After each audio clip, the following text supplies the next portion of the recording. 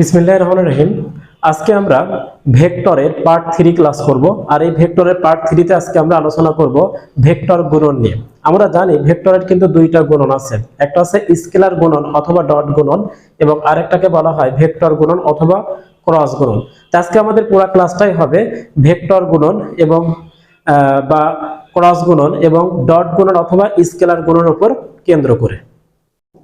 তাহলে দেখো, আজকে আমাদের আলোচ্য বিষয় হচ্ছে ভেক্টর গুণন।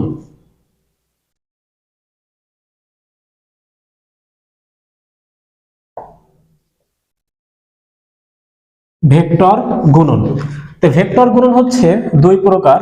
এক নাম্বার হচ্ছে স্কেলার গুণন,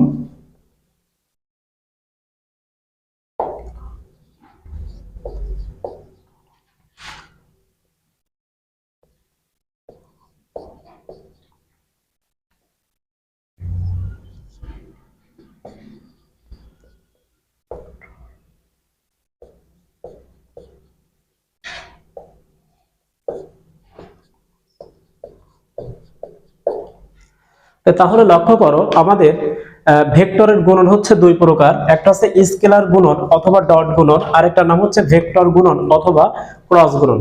তো আমরা প্রথমে আলোচনা করব স্কেলার গুণন অথবা ডট গুণন নিয়ে। তাহলে লক্ষ্য করো স্কেলার গুণন অথবা ডট গুণন, ফার্স্ট আমি ডেফিনেশনটা বলতেছি। স্কেলার গুণন অথবা ডট গুণন কাকে বলে? তো সংজ্ঞাটা হবে দুইটি ভেক্টর রাশির গুণফল যদি একটি স্কেলার রাশি হয় এবং এদের মান ভেক্টর দ্বয়ের মান এবং এদের মধ্যবর্তী কোণের কোসাইনের গুণফলের সমান হলে তাহলে উক্ত গুণফলকে আমরা স্কেলার গুণন অথবা ডট গুণন বলবো। আমি আবার বলতেছি, দুইটি ভেক্টর রাশির গুণফল যদি একটি স্কেলার রাশি হয় এবং এই গুণফলের মান ভেক্টর দ্বয়ের মান এবং তাদের মধ্যবর্তী কোণের কোসাইনের গুণফলের সমান হলে তাহলে তাকে স্কেলার গুণন অথবা ডট গুণন বলা হয়। তো এই স্কেলার গুণন অথবা ডট গুণন জিনিসটাকে আমরা একটু বোর্ডে লক্ষ্য করি। তো ধরে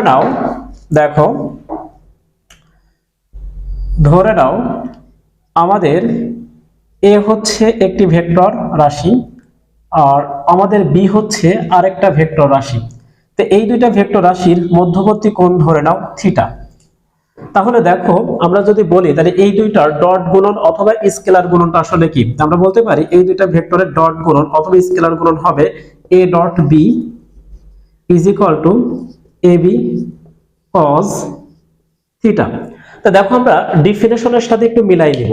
আমরা সংজ্ঞাতে কি বললাম? আমরা বললাম যে যদি দুইটি ভেক্টর রাশির গুণফল একটি স্কেলার রাশি হয়, তো দেখো খেয়াল করে এখানে আমাদের কোনো কিন্তু ভেক্টর চিহ্ন নেই, সো এটা কিন্তু পুরোটা একটা স্কেলার রাশি এবং এই গুণফলের মান ভেক্টর দ্বয়ের মান। দেখো এ এবং বি এখানে যেটা হয়েছে ভেক্টরের কিন্তু মান, কারণ এর উপরে কোনো ভেক্টর চিহ্ন নেই, অর্থাৎ তাদের মান এবং তাদের মধ্যবর্তী কোণ। দেখো এ ভেক্টর এবং বি ভেক্টরের মধ্যবর্তী কোণ হচ্ছে থিটা। তাহলে এদের গুণফলের সমান হলেই তাকে আমরা স্কেলার গুণন অথবা ডট গুণন বলবো। তাহলে দেখো এই তো a ডট b সমান ab cos থিটা। তো অ্যাকচুয়ালি এই সূত্রটা আমরা ইউজ করব কখন? যখন দুইটা ভেক্টরের মধ্যবর্তী কোণ দেওয়া থাকবে।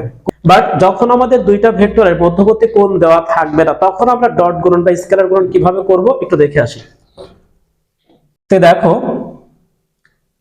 ধরো এ একটি ভেক্টর রাশি, এই a ভেক্টর রাশি সমান axi hat plus ay j hat plus az k hat।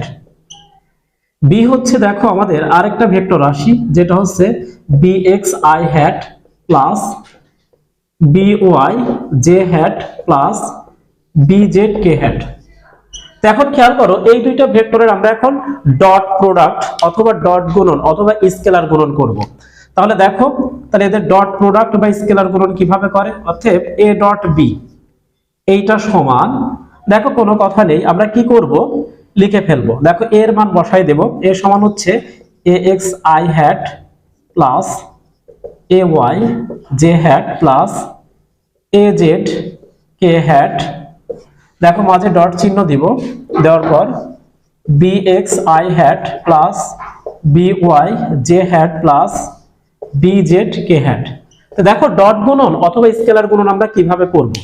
কোনো কিছু নাই, দেখো আমি আই হ্যাটের সহগ আর এখানেও আই হ্যাটের সহগ গুণ করব, তাহলে এখানে গুণ করলে কত হয় বলো তো? দেখো ax bx, দেখো এর আগে নেই প্লাস, এর আগে প্লাস আছে, এর আগেও কিন্তু প্লাস আছে, তাহলে প্লাস প্লাস এর প্লাস, তাহলে আমরা এখানে লিখে দেব প্লাস ay by প্লাস দেখো a z আর এটা গুণ করলে bz।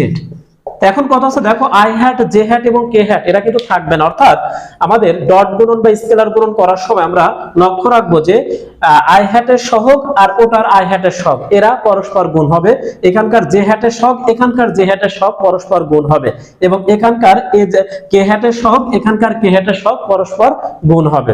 এই হচ্ছে আমাদের ডট গুণন বা স্কেলার গুণনের নিয়ম, যদি দুইটা ভেক্টরের মধ্যবর্তী কোণ দেওয়া না থাকে। তাহলে আমরা একটা উদাহরণ লক্ষ্য করে আসি। ধরো এ একটি ভেক্টর রাশি, যে এ ভেক্টর রাশি সমান মনে করো দেওয়া আছে 3i hat minus 4j had plus মনে করো 5k হ্যাট। আমরা বি আরেকটা ভেক্টর রাশি নিই, মনে করো এটা 2i hat plus 3j hat minus 3k hat. এখন আমি যদি তোমাকে কোশ্চেন করি, অতএব A vector dot B vector is equal to কত? কোনো কথাই নাই, দেখো আমরা কি করব, এ দেখো 3 দুগুণে কত 6, এর আগে নাই মানে প্লাস চিহ্ন আছে, এর আগে নাই মানে প্লাস চিহ্ন আছে, তাহলে 3 দুগুণে 6 গুণ করে ফেলবো প্লাস, এ দেখো মাইনাস আর এটা আছে প্লাস, তাহলে মাইনাস প্লাসে কি বলো তো মাইনাস, তাহলে 3 4 কত 12, তাহলে এখানে মাইনাস 12 লিখে দেব। তারপর দেখো প্লাস মাইনাসে মাইনাস, তাহলে এখানে কত লিখবো মাইনাস 3 5 15। তাহলে দেখো আমি এ আর বি দুইটা ভেক্টর ডট প্রোডাক্ট বা স্কেলার প্রোডাক্ট করলে আমাদের এখান থেকে দেখো 12 আর 15, এখানে আমরা পাবো হচ্ছে 27 থেকে 6 বিয়োগ করলে মাইনাস 21, অর্থাৎ এটাই হচ্ছে আমাদের অ্যান্সার।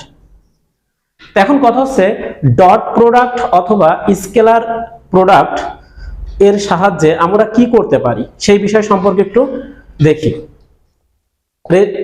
ডট প্রোডাক্ট অথবা স্কেলার গুণনের সবচাইতে গুরুত্বপূর্ণ একটা প্রয়োগ হচ্ছে এটার সাহায্যে আমরা দুইটা ভেক্টরের মধ্যবর্তী কোণ নির্ণয় করতে পারি। তাহলে আমরা একটু লক্ষ্য করব ডট প্রোডাক্ট বা স্কেলার গুণনের সাহায্যে কিভাবে দুইটি ভেক্টরের মধ্যবর্তী কোণ নির্ণয়।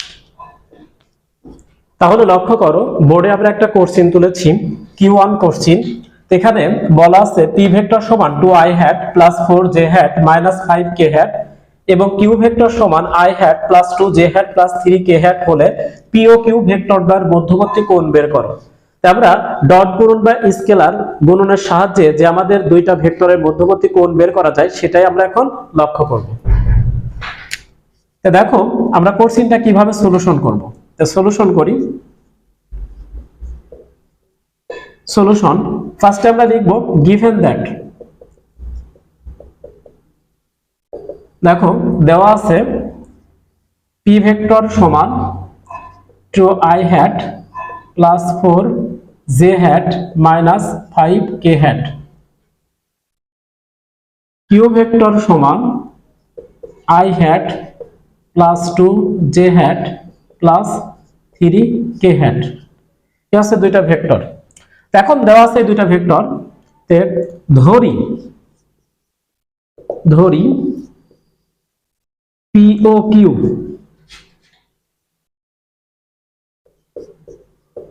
ভেক্টর দ্বয়ের মধ্যবর্তী কোণ থিটা। তো দেখো আমরা পি ও কিউ ভেক্টর দ্বয়ের মধ্যবর্তী কোণ থিটা ধরে নিলাম। এখন কথা হচ্ছে আমরা কিন্তু জানি, দেখো আমরা জানি P vector dot Q vector সমান পি কিউ কজ থিটা। এটা আমরা কিন্তু ডট গুণন বা স্কেলার গুণনের নিয়ম থেকে আমরা কিন্তু এটা জানি। তাহলে এখান থেকে দেখো আমরা বলতে পারি বা P Q cos theta equal to P dot Q vector বা cos theta is equal to দেখো পি কিউ ডট দিচ্ছে হচ্ছে পি আর কিউ এর ম্যাগনিটিউড অথবা মান। তো দেখো তোমরা এই পর্যন্ত লক্ষ্য করো, এরপরে আমরা সলিউশন করব। তো দেখো বা থিটা ইজ ইকুয়াল টু লিখতে পারি আমরা cos inverse P dot Q vector, নিচে হচ্ছে পি কিউ এর ম্যাগনিটিউড বা মান, বা দেখো কজ ইনভার্স। দেখো পি ডট কিউ, এই জিনিসটা করলে আসলে কি আসবে আমরা একটু লক্ষ্য করি, খেয়াল করো আমরা পি আর ডট এর গুণন করছি, এটা আমরা গুণ করার নিয়ম জানি, আর এখানে পি আর কিউ এর ম্যাগনিটিউড বা মান বসিয়ে দিয়েছি।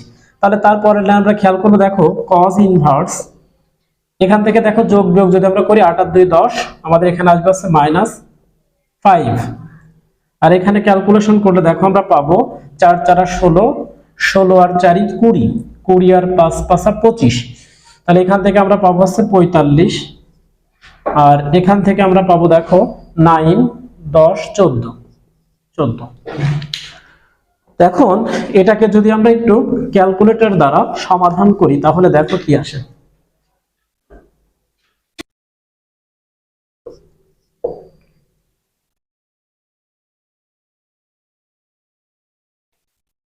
তাহলে খেয়াল করো আমাদের পুরো কোশ্চেনটার অ্যান্সার হবে দেখো, অর্থাৎ পি আর কিউ এর মধ্যবর্তী কোণ হবে 101.53 ডিগ্রি। ইনশাআল্লাহ আমরা আশা করি কোশ্চেনটা বুঝতে পেরেছি।